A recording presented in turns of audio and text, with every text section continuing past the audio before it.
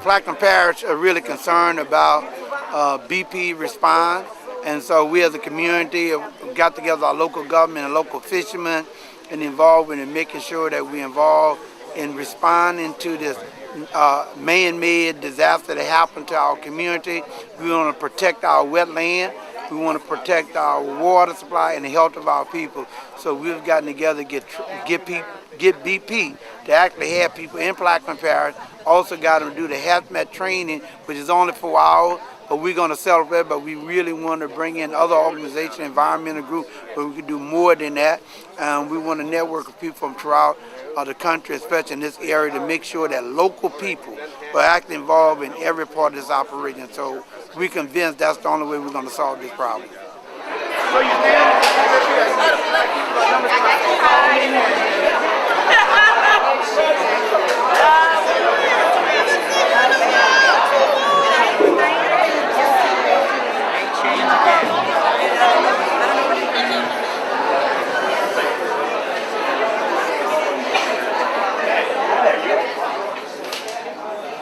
My name is Thomas Daughter. I'm the United Human Nation, and Plaquemine is where we have a lot of our tribal citizens living right now.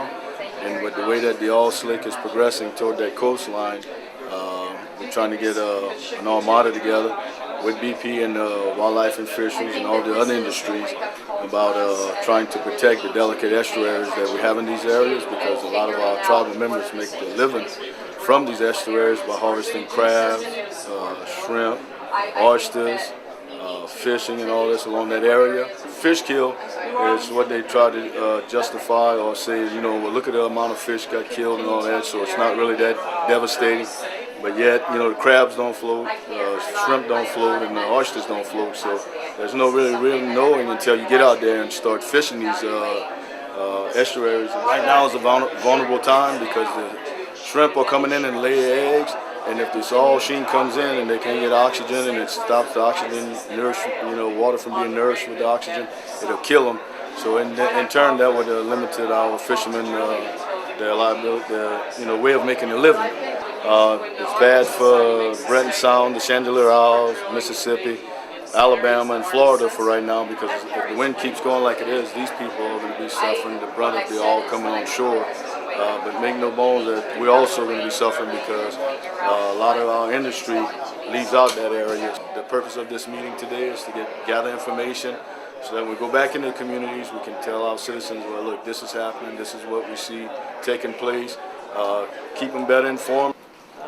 There's some leaking coming from the pipe, to, well, there's a steady leak, to, well, that leak is bigger than we thought. That's not unlike many emerging challenges. This one is complicated by the fact that the wellhead is 5,000 feet below the water. And I don't say that to minimize it. I say that to say factually, probably rightfully, in the beginning, everybody was worried about those 11 people who are still missing and presumed dead.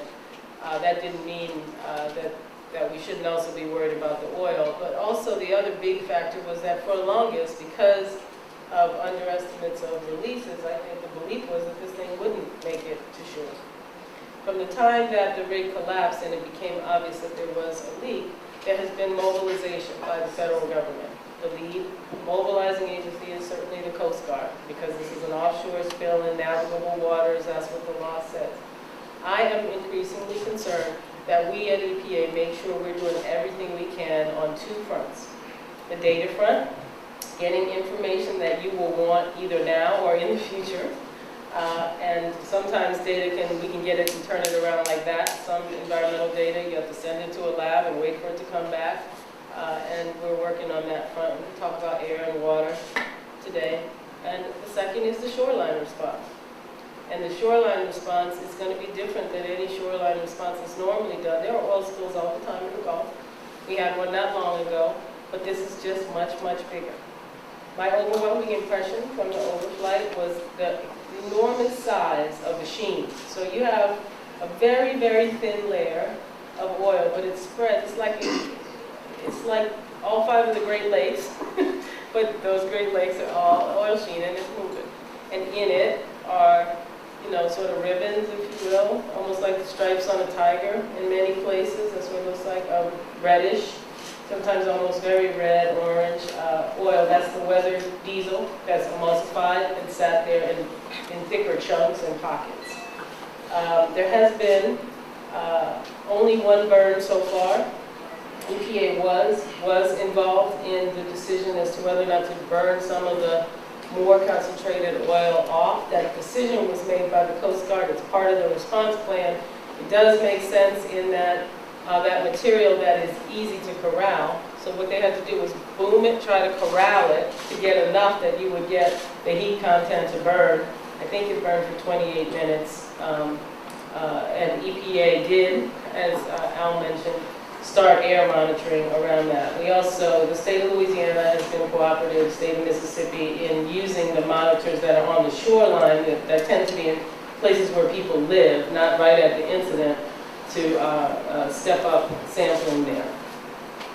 There has been dispersant use at the surface of the oil spills, so now you got this big lake of thin oil and they're trying to disperse it and hope that nature will sort of carry those droplets in very tiny, maybe amounts. It's still there for the most part, but that it's better than the sheet of oil, which is going to lap up against marshes and coastlines and start to accumulate. So that has been moderately successful.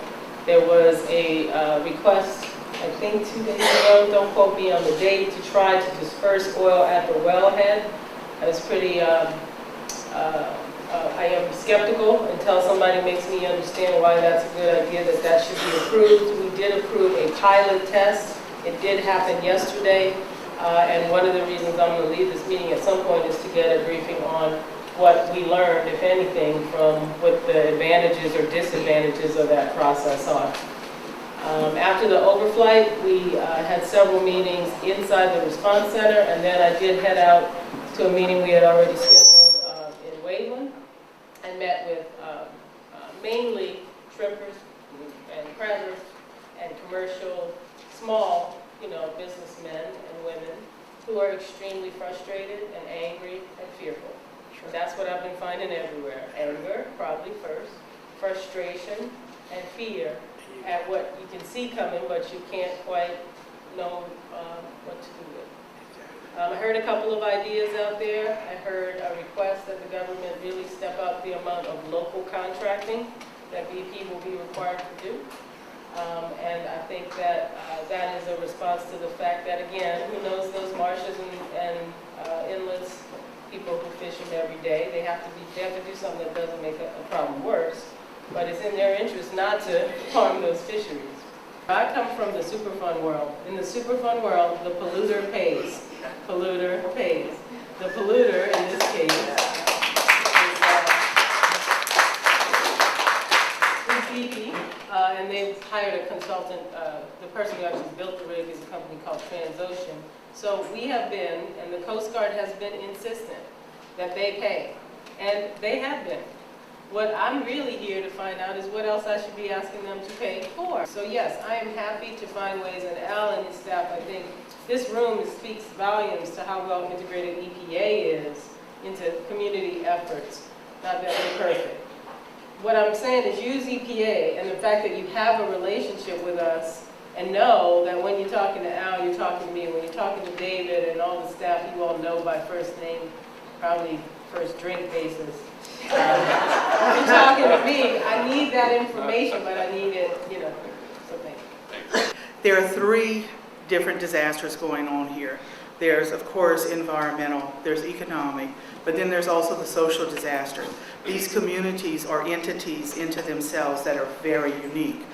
Knowing or planning for a worst-case scenario where these communities are going to be extremely impacted as a community, as a society, are there any plans from the government to include down here? I know you have right now the Interior and yourself with EPA and Homeland Security, but what about the social services agencies? The health and hospitals, the people who may be called upon to counsel and provide for these communities whose lives are going to be tremendously disrupted. I've been spending a lot of time with Noah. Okay, Yeah. so Sam Coleman says no, they're not there yet, so I think that's a great suggestion for us to take back. Thank you.